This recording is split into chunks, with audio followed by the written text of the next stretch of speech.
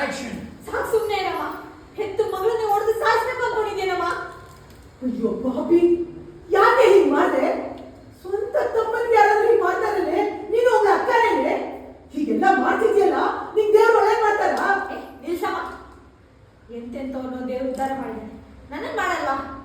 ನಾನೇನ್ ಮಾಡ್ಬಾರ್ದು ಮಾಡಿದ್ದೀನಿ? ನಾನೇನಮ್ಮ ಮಾಡ್ಬಾರ್ದು ಮಾಡಿದ್ದೀನಿ? ಬಾಯ್ ಬಿಡು ಸಾಕು. ನಾನೇನ್ ಮಾಡ್ಬಾರ್ದು ಮಾಡಿದ್ದೀನಿ? ಒಂದು ಸುಳ್ಳು ಹೇಳಿದೆ ಅಷ್ಟೇ. ಇದರಲ್ಲಿ ಆ ಹುಡುಗಿ ಸಾಚ ಅಲ್ಲ, ನಿನ್ನ ಮಗನೂ ಸಾಚ ಅಲ್ಲ.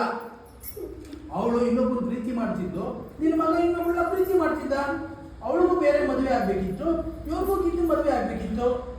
ಅವ್ರು ಅನ್ಕೊಂಡಾಗ ನಾನು ಮುಂದೆ ನಿಂತು ಮದುವೆ ಮಾಡಿದೆ. ಅದಕ್ಕೆ ನನಗೆ ಸ್ವಲ್ಪ ದುಡ್ಡು ಸಿಕ್ತು.